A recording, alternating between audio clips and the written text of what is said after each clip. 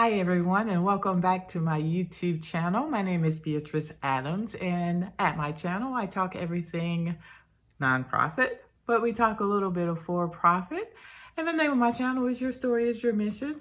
But today what we're going to do is we're going to get into that Form 1023. We're going to dig right on in there, and I'm at my computer. I'm gonna get that thing going, cranked up, so that I can then show you on my screen how to complete that application. Now, one thing I want to point out, well, before we do that, please subscribe to my channel. I have to say that, because if you don't subscribe, I won't be able to continue to bring you content like this. So please subscribe to my channel, because I just need to reach as many people as I can teach and show them how to complete this Form 1023 application, because we got a lot of nonprofits in the United States, but we do not have enough.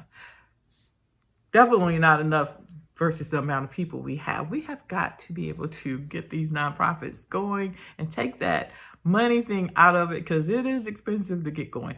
Now, having said all of that, again, I'm going to get to my computer, or I'm going to log into my computer. I'm going to show you how to complete that Form 1023 application. Now, I want you to know it's a process. It's not something that you can do overnight. Completing everything that is needed for approval from the IRS for you to become a 501c3 tax-exempt organization, it is not something that can be done overnight. So I need you to be patient. You can't be rushed. You have to we're going to go step by step. And the way I'm going to do it is the application is broken down into parts.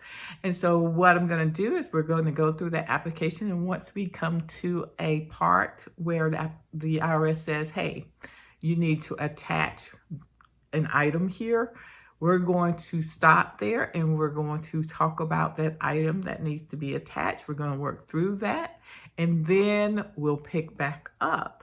So that's how I do it. Sure, I could write it down, all the attachments down, go ahead and complete the form, and then write all the attachments down. I make notes or what have you and say, okay. But I'll lose those notes. I mean, I've done it. I'm like, where did I put those notes? So no, that's just not how I do it. To each its own, but I'm going to go step by step. I'm going to stop. We're going to talk about bylaws or whatever comes up, whatever attachment needs to be attached, and we're going to make that happen. We're going to work on that documentation. Then we'll go back to the form. Again, this is not something that you can do overnight. I wish it was, but let me tell you, if you complete that application without all those attachments, because you could probably get that done pretty quick, I guess. I don't know. I've never done it because I always go in this order. But if you just complete the application and then you send it up to the IRS for approval without those attachments, you will not get approved. It's not happening. They got schedules. They got all kinds of things that you need to, statement of revenue, all those things that needs to be that will need to go with that application. So we're going to take it step by step. Let's be patient. And I wanted to also, just full disclosure, I've had some of you that have reached out to me. My website, Your Nonprofit Solution, is in the link below. So you've reached out to me that way. And I just wanted to give you full disclosure that I'm not an attorney, nor am I an accountant. I am someone who has dedicated the last probably, 10 years doing this, helping people who want to start nonprofits get started, incorporated the state, and then become 501c3. I've been doing that. I've gone back to school for that. I got my, now let me just say this. When I was, I probably got my degree in business administration with a focus on nonprofit management, because I wanted to make sure I was covering everything. I just wanted to expand my knowledge, but I probably got my degree probably about 4 years ago. And let me tell you, I should have gone to school when my dad told me to go to school. He was like, go to Wake Forest University. That's all I heard. That's all any of me and my siblings heard. All of our lives, go to Wake Forest University. And I was like, I don't need to go to that school. I mean, because I know everything. When you're young, you think I know everything. Well, I wish I had, but it's okay. I did finally get it done. And that's the most important thing. But yeah, oh, just a side note, always expand your knowledge. Keep learning, keep learning, keep learning. And just remember that you can do these things. You don't have to have that type of representation to do certain things, to complete certain forms. The IRS lays out all the instructions so that you'll know how to do it. The state lays out all the instructions so that you can incorporate. I mean, they have the instructions there for a reason because they know if you want to take on that challenge, they want to make sure you are equipped with everything that you need to do so. The IRS is all about helping you, get your nonprofit. They're not there trying to not give it to you, but you got to get it right. You got to get that application in there and get it right because you can lose your money if they say you're not approved. They're not going to hand you your money back because they've taken that time to work on it and it's extensive. So, anyway, all of that. We're going to get to my computer. Thank you so much. Again, subscribe to my channel and I'll see you on the screen. Hi, everyone. So here I am at my computer, and I just want to first thank all of you for being so patient with me as I work on trying to get used to this YouTube thing and editing and all of this stuff. And I just want to apologize because I have not been able to get my videos out as quickly as I would like to. But just please hang in there with me. We're going to get through this because we're not only going to talk about how to get your nonprofit started, like once we get all of this done and get through all this paperwork and everything, we're going to talk about what you do from there. Because I have had some of the viewers ask me about grant funding or how do I even fund what I'm trying to start? And that is such a good question. But I definitely will ask you to please be patient because you do have to get it started first. Know that grant funding will not come until you are approved as a 501c3 tax exempt organization. Now, I'm not saying that you won't be able to get donations from people. I'm not saying that there may be some funders that possibly would give you a grant, but in my experience, that's just not been the case. They, as you can imagine, want to be able to write off their donations as, on their taxes as well. So they are going to be looking for that letter from the IRS that says you are a 501c3 tax exempt organization. So you got to just be careful not to put the cart before the horse. We want to get it started, get all the paperwork done, get you established at the state, and then, of course, it's 501c3 tax exempt or status established. And then we can start going from there and growing and talk about funding. And we're going to talk about a lot of things. So, having said all of that, I do want to make sure that I kind of go over this checklist first before we go into the Form 1023. The other video, we talked about the Form 1023 Easy, and we're going to actually get into the actual long form 1023. But I wanted to go over the checklist because I realized that I've kind of not been talking about the checklist. I've asked you to get the checklist in the link below. If you don't have the checklist, be sure to look in the link below and click that link and get the checklist so that you can follow along. Can't promise you it's going to always be in the exact order of the checklist, but it's in order of what I would say is importance. But we got to get through all of it. So, yeah, let's kind of look at this checklist just for a moment here. Again, this is everything you need to start a nonprofit and become a 501c3 tax exempt organization. And so here you should have already established your nonprofit organization's name. And in one of my videos, and I'll put another link in this particular video of a website that is free. And you can just kind of plug in some names if you don't have one already, and just and it'll give you all kinds of ideas of, different names that you can use. And then, of course, you'll want to check with your state on their site to make sure that name's available. But yeah, I talk about that in the videos. I'll be sure to mention those as well in the link below. And then you want to have developed your mission statement by now. Now, I do have a video on that as well, which is establishing your mission statement. So you want to definitely have that in check if you have not done so already. And I'm kind of getting off because there's just like this fly that's flying around really bothering me right now. And I'm like, leave me alone, fly. I'm not trying to do something. But anyway, okay, I'm gonna get it though later. It will get tired.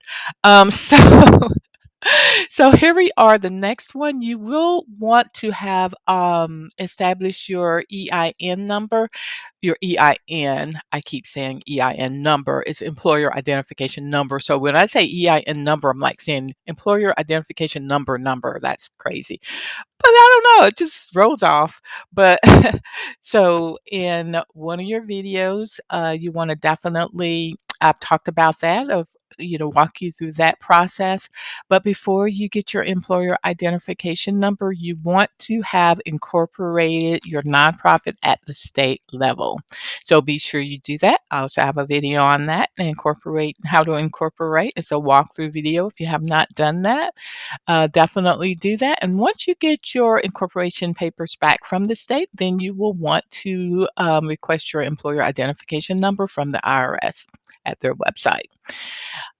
This is important. Determine which month will be your fiscal year end. Now, this is something we're kind of getting into now that we're going to be talking about the long form 1023.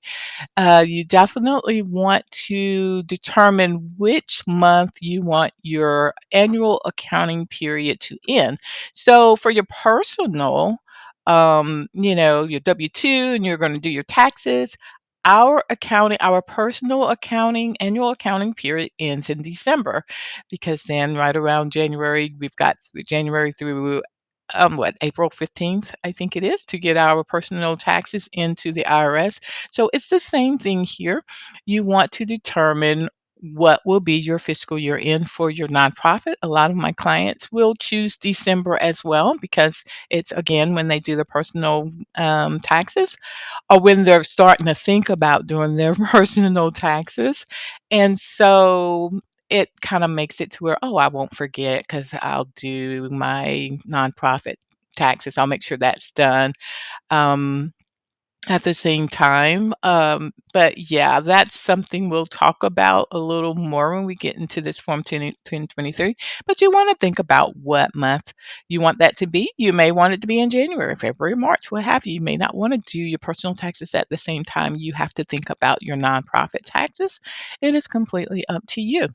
So, here we're going to talk about this, and I did talk about this in my last video. It's the one on the Form 1023 Easy, but you want to establish that, well, I guess I should say not establish, but you want to go and grab the NTEE code.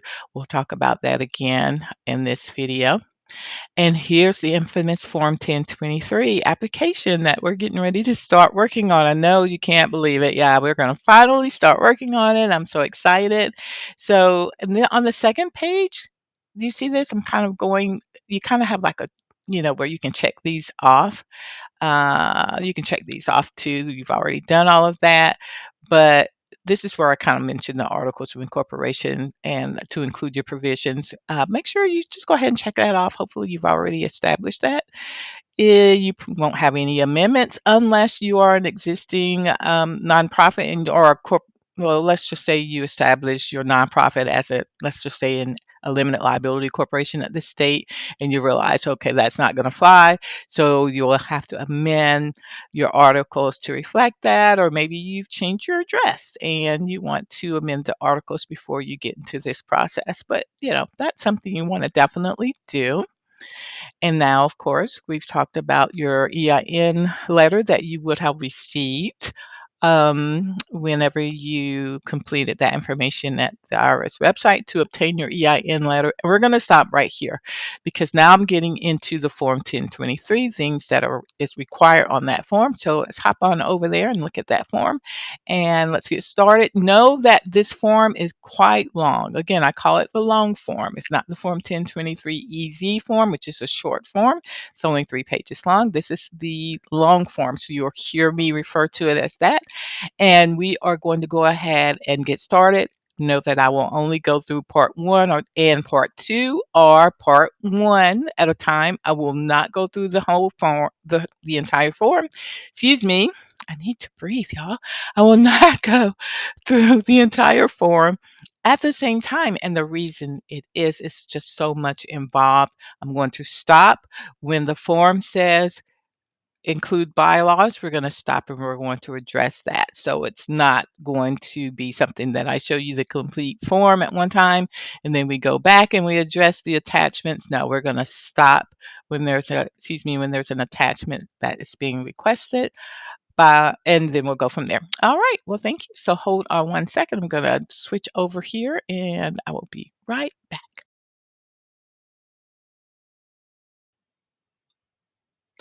Okay, so as you can see, I already have pay.gov typed in my address bar. So you just want to type that in, go ahead and enter there, and we're going to go to the IRS website. And again, if you have not watched all the videos, I know I just repeated this or just mentioned this, but please do so because I may not necessarily say everything in this video that I said in the previous one, even the one before that. And the last one I did, which is the Form 1023 Easy. So please definitely go back and look at that. But I'm going to try to make sure that I say everything and not leave anything out. So pay.gov is the website that you'll have to use in order to submit your application to the IRS to get approved for your 501c3 tax exempt status. As I mentioned in the previous video, you don't want to complete the form online right now because it will not necessarily save the information. This website, you may complete it and then say 3 months later, go back because, you're trying to get your money to pay the $600 IRS user fee to submit the application.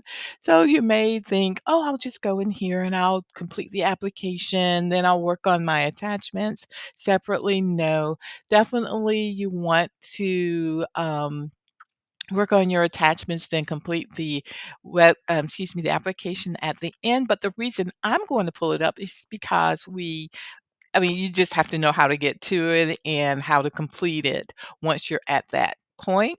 So that's what I'm going to do. So we're at pay.gov and I am going to click on menu and then I'm going to sign in. Now, if you have not created an account, you'll definitely want to do that. But I'm going to go ahead and sign in because, of course, I have an account already created. And I'm going to put in my user. I don't care if you know my user, that's no big deal. It'll hide my password, so I'm cool with that.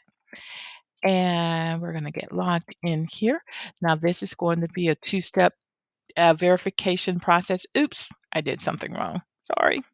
Let me type that again. Let me get that in here. Stop talking. I'm a talker. See. Alrighty, so let's go ahead and get signed in here. All right, so we're here. Aren't they so nice? Welcome back. It's been a while since you last. I literally just logged in and was looking at this. I'm not going to update my account right now. So, as you can see, I could go to my account because I have clients that I'm working with that are about ready to go ahead and submit the information, but I'm not going to do that. I'm going to show you exactly what you will need to do. So you want to go here to the far right upper corner and click on menu, and you're going to search Form 1023. I already have that typed in, but now What it's gonna do is it's going to pull up 2 forms. This one is the streamlined application. That is the 1023 Easy form. That's the one that I talked about in the previous video, and I also mentioned why I don't recommend that one. And, definitely you wanna check that out. But this is what we're looking for. This is the Form 1023. It is what I will refer to as the long form. It's also how the IRS will refer to it as well. But that is the long form, and this is the one that we're going to go ahead and get started on. Let's go ahead and click continue. All right, so infamous instructions. Remember, I am big on instructions, instructions, instructions. We want to have this pulled up. So I'm just going to right click on that so I can open that and the instructions in a new link. And so here we are. We've got the instructions up, and I always have this up in case I have a question about anything. You don't necessarily have to, I see that's 40 pages. You may not need to go over every single thing. Some things may be self-explanatory, but you want to have this up because you just never know what questions you may have. And also, this very first page, I would read this page because it's giving you some information that you will definitely need to know. For instance, it's talking about future developments. There may be some future developments related to the Form 1023 and its instructions that you want to be aware of. So definitely read that. And it's also telling you as a reminder, don't include Social Security numbers on publicly disclosed forms. On this form, you will not be putting your Social Security number. You will be using your employer identification number that you will have established already before you get to this point. And definitely, if you have any questions as you go along on this form, um, because there may be something that you may feel that maybe I didn't answer and that you need to just kind of give them a call. I recommend that you call them early in the morning, like first thing. I think they open at 8 a.m. Eastern Standard Time, if I am not mistaken. Definitely you want to call them as soon as you can, or else you will be pretty much on hold. But I've always had luck because I call them early in the morning. I just kind of know that's the best time. So, but if you have any questions, see, and it says, or if you need help completing Form 1023, give them a call at that number. As I mentioned in the previous video, they are very nice. They are there to help. They're willing to help. That's what their job is. They want you to establish a nonprofit. They're not there to keep you from establishing it, but they do have guidelines they have to follow. However, but they will answer any questions you have as long as it's not a legal question. They'll refer you to an attorney. If it's an accounting question, they will refer you to an accountant. That's not what they are. But they are there to help you with any questions that you may have relating to this form. So definitely give them a call. I mean, they'll be like, this is Beatrice Adams, IRS number, agent number, blah, blah, blah, 1, 2, 3, 4, 5. Again, that kind of always throws me. But they are because of the agent number, but they are super nice and they are human and they are there to help and treat them as such. That's certainly what they're there to do. I know that you will do that. And then it talks about email subscription and anything that's new, gives you an overview, how to request recognition. It kind of starts going into the actual instructions there. But yeah, always have this open in another tab so that you'll be able to refer to it as you need it. So I'm going to click back over here because I still have this open. And of course, here you see it's talking about the Form 1023. We know we're not doing that, but they are letting you know that you may be eligible to file that form. You want to check it and look at the instructions for that form, and then you want to do their eligibility worksheet just to see if you're eligible to file that form. It's a lower fee. It's $275 to file that form. IRS calls that the user fee. I like to just refer to it as the application fee because you can't file this until you pay. You have to pay that fee at the same time you file this form. So, but yeah, I definitely watch my video. I mentioned why I don't prefer that form. Not that it doesn't work, it's just that I do not prefer it, and I do have my reasons for that. And again, so as you go down here, you will see it's telling you again, the organization must have an employer identification number. Do not, do not enter a social security number on the form. It's just not going to let you do that. So, and it, I'm just going to go on down here. It's other things you might want to just read. If you have any, just want to read publications, you can certainly do that. But it also tells you after you submit your application, like if you want to get the status of your application, where to go. See, just click on that. Where is my application? And they will tell you if it's been assigned to an agent or if it has not, or when it will be or should be assigned to an agent. Um, you can call them as well, but this is pretty accurate. It's pretty on point. Now, what I'm going to do, oh, let me show you here. I think I mentioned this also. The accepted payment methods. You can use your checking account or debit or credit card to pay for this. Once you submit this application, again, you don't want to. I'm showing you how to complete the form. I'm going to do it in parts. I'm not going to go through the entire form at one time. And that is because as we go along, I'll get to bylaws and they'll in this form will say make sure you attach your bylaws. And so we'll stop and we'll talk about bylaws and then we'll go from there. I don't want to get the whole form done and then go back and try to address the attachments. That's just not how I do it. I always address it as I'm coming up to it. That way I don't have to think about it anymore. So I'm going to click continue to the form. Now, this is the actual form. You know what? Let me go back just for a moment here. I do apologize. Let me go back because what you will want to do is you will want to preview the form. And so it's going to come up, and I always recommend that well, what in the world is happening with my computer? It's just taking forever. There we go. So you want to preview the form. Now, I'm a paper person. I know that everyone's not a person anymore. I am a paper person, but you want to save this on your computer. I always print it out because I just may want to mark on it, or what have you. But definitely, at the very least, save this to your computer because you want to also ooh, I'm sorry. I think, what did I do just then? I don't know what I did. I think I turned my volume down. I don't know what I did. Sorry about that. But you want to have this form open on your computer at the very least so that when you're actually over here entering it, you may want to kind of look at it before. Now, I always preview it and look at it and kind of know what it's asking me. So I'll have my stuff together. But hey, that's just my deal. You may not want to do that. So, all right. And remember, you don't want to complete this form. You don't want to click this button right here, continue to the form, till you are ready to go ahead or you're about ready to go ahead and submit it. Like I have completed the form and thinking, okay, it's going to be there when I go back and I go back to it and it's not there.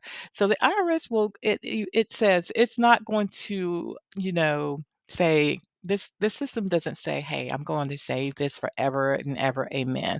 It does not say that, but it does say it is a possibility that this form will not be saved. So definitely do not try to go back 2, 3 months later and think you're gonna pull this form up and expect it to be there, and you've already got it completed, and you're like, "I'm ready to submit," and then you go, and it's not there. Yeah, I've done that. So, don't, you know, get to this part where you're going to click on continue to the form until you're about ready to submit it. I mean, it may stay there for a month, but it's not a guarantee. The IRS is not going to guarantee you it's going to be there. So that's why I say preview the form, print it out, mark all over it, do whatever you need to do. Um, you maybe even need to, yeah, you can actually. I don't think you can type on that form, but yeah, so here I'm going to go ahead and click continue to the form because I'm actually going to go through this with you and we're going to get started here. Now, I'm going to see if this system is going to let me continue with like me just making up with, an EIN number. I'm hoping it's gonna do that. So, in my other videos, I said pretty pause foundation. Now, this is just typing in all caps, so I don't have my caps lock on. It's, already just typing in that. Now, this is an interactive form, so it may not let me just make up, a number. And if that's the case, I'll come up with one, no worry. So, the full name of the organization, you're going to type in the name, and this is the name that you have established at the state. That's the name that you incorporated your nonprofit at the state. This is a made up name, Pretty Paws Foundation Inc. But that's what I'm putting here. Oh, I'm glad I did that. This is something I forgot. You cannot put in a comma or a period. Those are invalid characters. I'm sorry about that. I forgot about that. That's what it's going to look like when you get your EIN number. It's not going to have periods or anything like that. So you're going to type it in just as it is on your EIN number letter, not as it is at the state, because at the state you can put your comma, you can put your period, but on your EIN letter, you want to type this in just as it is there. So do not put any commas or periods like I just did. See, it says. Well, it says here, enter your complete name exactly as it appears in your organizing documents, now including any amendments. That's fine. Just know you can't put any periods or commas. At the state, you're going to be able to put a comma, you're going to be able to put a period, but on this form, you're not going to be able to do that. In care of, let's see, this is an interactive form. It's great. It tells you exactly what you need. Again, have those instructions up and move it right there. Let's get it there.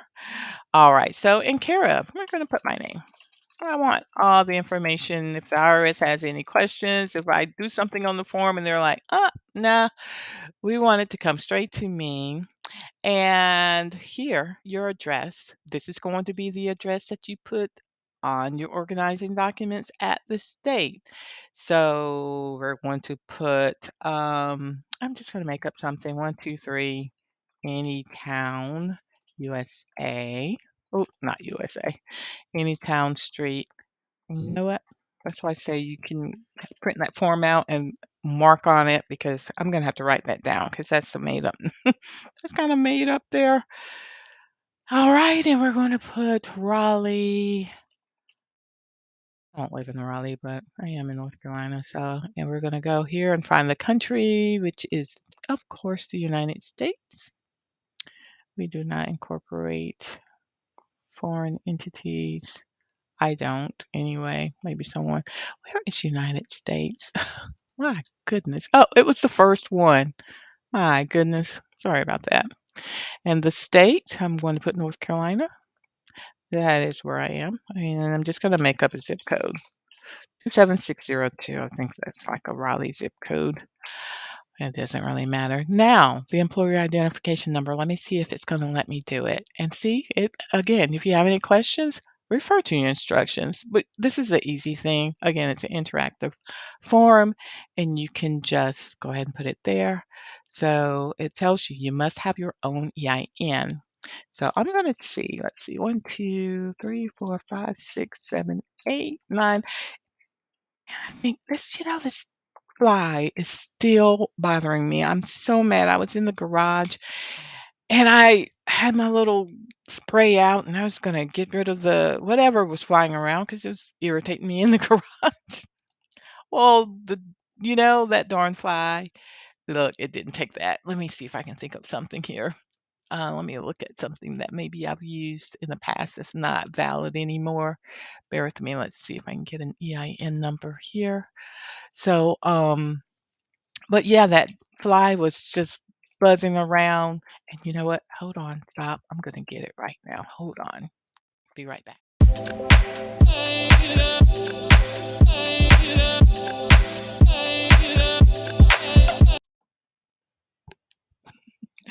Y'all know I didn't get that fly right. I tried. Fly got away from me so quick, but that's okay. I know one thing about flies, they get tired of flying, believe it or not. So it'll land and I will get it. Oh my God, I can't stand to have a fly in the house. All right, so okay, I put in my an employer identification number that I have used in the past, that I have established in the past. It is not valid anymore. So I just wanted to make sure that I was able to get through this. And as you saw when I made up a number, it just did not take it. It was like, don't even try it. So this is where I mentioned to make sure you put in the employee identification number that you have been assigned, of course, and you don't have to put that hyphen, it'll automatically pre-fill there.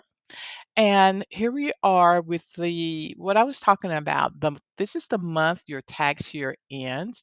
Now, as you can see, it says select the month your tax year, that's your annual accounting period, ends. It says your tax year or annual accounting period is the 12-month period on which your annual financial records are based. So and it's telling you, check your bylaws because you are gonna have to put that in your bylaws, and we'll get that. We'll get to that. But again, you may want to use December, the month of December, because that's when your personal tax year ends, and it just may be easy for you to remember. Oh yeah, I've got to do this. Or you can choose any month. One thing that I do want to note, and we'll talk about this in the bylaws as well, if you were, when you choose December, just know that you have, just like with your personal taxes, it ends in December, but you have until April the 15th, I think it is, to file your personal tax returns. It's the same thing with the nonprofit. But you have 5 months after the month your tax year ends to file your nonprofit taxes. So you would have until let's see, December, January, February. Let's go March. Excuse me, May. You will have until May the 15th. So May 15th to file your nonprofits taxes. So on that 990 form. So yeah, so just whatever month you decide you want, it can be any month. You may not want it to be in the same month that your personal annual accounting period ends. So it's up to you. All right, so person to contact if more information is needed. Now, that kind of always confuses me because they put in care of. So I guess that's who's is going to get it in the mail. But in this case, it could be somebody else that you want to be contacted if the IRS should need more information. So here it says enter the name and title of the person you want us to contact if we need more information. The person to contact may be an officer, director, trustee, or other individual who is allowed to speak with us according to your bylaws or other rules of operation. So it could also be your secretary that you've assigned. So here we go. I'm just going to put my name here. Contact number. I'm just going to put in, let's see if it's going to let me do that. So we gotta have that daytime number. Okay, great. It went ahead and put that in front, those little hyphens in there. No fax number. That's optional, not important. And here we go, guys. Here we go, guys. It's telling you user fee submitted. They say submit it, and they mean, yeah, you're not going to submit this form until you pay this fee. Then we'll let you submit that form. Aren't they so nice? So that's what your user fee is going to be in order to submit this form. So unfortunately, you can't get out free all the way. The IRS has to charge that processing fee. They have people to pay too that's working on this stuff. This is why it was so important to me to get this information to you so that you won't have to pay an attorney or someone like myself who charges, a lot of money to get this done. Again, on my first video I mentioned to you, I charge $1,800, 1795 to complete this form for my clients. And then they have to go and pay the $600 user fee on top of that. So imagine if you're, paying someone else or an attorney or whomever that's qualified to do it or has proven to you that they can do it, and they charge you $2,500. I had a viewer that mentioned, she was about to pay an attorney $3,500 to get this completed. So I'm so grateful she has subscribed to the site. Because yeah, we're gonna try to keep that money in your pocket because you need that money to do good. You need to hold on to it so that you can, get your nonprofit up and running. You're going to have costs that you just can't avoid. And here we are, this right here, the $600 fee. Now, do you have a website? If you have a website available, absolutely put it here. If you don't have a website, then just put to be determined. I always put something there though. I don't just leave it blank. I just let them know, hey, I'm real serious about this. I'm working on it. It's just to be determined. So, but you want to have a website. That's very important. It's going to be very important to just the overall success of your nonprofit. People need to be able, just like when you look at the videos, you go to my website. I mean, people want to be able to just kind of look, even if they don't stay there that long. They just want to see what you have going on. And, grant funders, it's very important for them. They want to go, they want to check out everything, make sure, you're who you say you are, or at least presumed to be. It's important. Websites are important. It's just a really great marketing tool. Now here, it says list the names, titles, and mailing addresses of your officers, directors, and or trustees. Again, watch my videos. I've talked to you about the board of directors that you must have, the titles that you must have in order to be approved as a 501c3 tax-exempt organization. Number one, you must have three minimum. You have to have three um, people on your board. They will be, in this case, I'm just going to say executive director. And you know what? I'm going to do this like this president. Oh, what is wrong with me? We're going to say president and executive director. Now, that means you're going to be holding two titles. That's going to be you more than likely. Oh yeah, it doesn't like this website doesn't like characters. I actually think I have too many characters. So let's take that out. Let's do it like this. I don't think it likes this ampersand either. Yeah.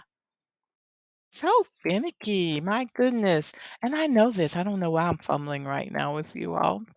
But president and executive director, that's just what I recommend. Most nonprofits have an executive director, but you may want to call yourself chairman or chairperson or whatever the case may be. You may not want to be, you may just want to be president.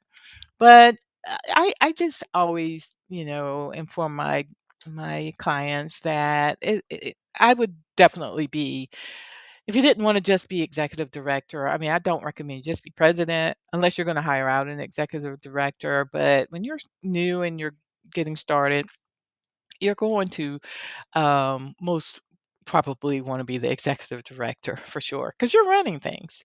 And so your bylaws will allow for you to do both. And that's just in how you write your bylaws up. And I always make sure, as long as you're not doing both roles at the same time, it's going to allow you to, your bylaws will allow for that.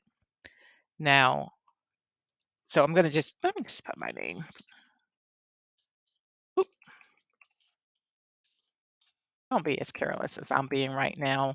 Um, so got my first name, got my last name in there, and what did I say? 123 Anytown Street, and that is Raleigh, North Carolina, and that is 27602. Just made all that up. Except for my name, of course. And Raleigh, it's a real city. North Carolina's a real state. Anyway, so green is good, red is bad. This is what we're learning. Green is good, red is bad. All right. So now your second officer, director, or trustee. It's going to be, we're just going to make up a name. Kim Smith. Why do I keep doing that? The first name is Kim, last name Smith, and her title is going to be treasurer. Now, you cannot be treasurer and secretary just know that secretary is going to be the next one. These are the positions you have to have on your board. You have to have an executive director or president and executive director. You must have a treasurer and you must have a secretary. So we're going to have Kim Smith be the treasurer, and just for time's sake, I'm going to give her the same address. She's not going to have the same address unless you're a family member and they live in the same house. That's something you can do. IRS doesn't mind if you have, you and your husband. So let's make him. Let's see, Adams. Let's say instead of Kim Smith, let's say Tim Adams. Made up name. We're gonna say Tim is my husband. And yeah, so we're gonna have Tim be the treasurer, and that's because I'm being lazy and don't want to think up another street address. But that's cool because I'm gonna show you what you need to include when you do have a member of your family that's on your board. And that is certainly no problem with doing that. Just have to let the IRS know, hey, Tim is the husband of Beatrice Adams. And so it's not really my husband. Okay, but I'm just saying. So it's not my husband's name. All right, so we've got that. And the last one is going to be, I'm going to say Kim Smith on this one. And Kim is going to be a secretary. This is not like a secretary administrative assistant. This is like a corporate secretary. Like this is the secretary that, well, I'm mentioning this because I have people that are like, I don't want to be the secretary. No, I mean, you've got a really, really big position here. You're not like just a regular secretary, administrative assistant, or whatever. Like, you really do have a big position here as secretary of the board. So we're gonna make up let's see, a street address for Kim. Let's say she's at 100, hey, I don't know, home, home road. I'm writing this down because I just want to be able to make sure I'm getting because all of this is going to have to carry over to the bylaws. So I'm just kind of keeping a note of this. And let's see, Kim lives in, let's see, Fayetteville, North Carolina, and her zip code is I don't know, 7111. Again, made up. I have no idea what the zip code for Fayetteville is, but there we go. So we've got her in there. All right, and then we're just going to click next, and we're going to go from here, and we're going to stop right here because we're getting into part 2. And actually, you know what? Let's do this really quickly here. I'm trying not to have my videos be so long. But here we are. It says to file this form, you must be a corporation, an LLC, an unincorporated association, or a trust. Now, remember, I know you're like, a corporation? Yeah, because a nonprofit is a type of corporation, and that's what you're going to select, corporation. Do not, please do not form at the state as an LLC. I know it says you can do that, but you're going to have to jump through hoops for them to approve that. I'm not saying it's not possible, but definitely form as a nonprofit corporation. Just all you have to do is form as a nonprofit. I don't think you're like selecting anything that says corporation, but go back and look at that video for sure. Now it says at the end of this form, you must upload a copy of your articles of incorporation and any amendments that shows proof of filing with the appropriate state agency. And that's one of the reasons I prefer the long form, that form 1023. You're just going to the short form, the easy form, that streamlined application. You're just going to attest that you actually have the articles of incorporation and any amendments. But I like this form because you actually have to show them. You have to go ahead and upload all of this. Now, one thing I want to point out, I mentioned this, I hate to keep referring to the other videos, but this is why it's so important to make sure you've seen every one of them. Um, when you have to upload any information, and this is what you're going to do at the very end of this application, all of the attachments that we're going to create as we go along the way that the IRS is asking for, or anything like this that you already have, you have to put at the very top of the page, you have to put the name of your nonprofit and the EIN number. It must be on every single attachment that's going to be or document that's going to be uploaded to the IRS. Yep, just know that that is extremely important. So this form 1023, oops, this form 1023 is going to automatically um, put the EIN number and the nonprofit's name on every page. But as far as those documents that you're going to be uploading, you have to write the name of your nonprofit on every single page. And again, the EIN number on every single page. I usually just create an Avery label, any kind of label. And Avery's not sponsoring me. I just was what I use. But I just create labels and put the name of the nonprofit and the EIN number on every label because it's just really easy. It's easier to do that. And yeah, so and then you don't have to write on every single page. All right, so enough of that. That's really huge and very important. And here it says number two, date incorporated if a corporation, again, a nonprofit is a type of corporation, are formed if other than a corporation. So you're going to put the date that's on your state documentation, that stamp that they put on your articles of incorporation, that is the date. They have that date in there that you are actually formed. The state says, hey, you are formed on July 5th, 2023. That's the date you want to put here. That just happens to be the today's date. So we're going to just click on that, July 5th, 2023. Just going to make some notes here because, again, this is going to be important to the bylaws and other things that we have to do. So we're going to put that, and then of course the state of incorporation. And in this case, I'm in North Carolina, so I'm just going to put North Carolina. All right, so this is a really good place to start. We're on part two because look at this next question. Have you adopted bylaws? If yes, at the end of this form, upload a current copy showing the date of adoption.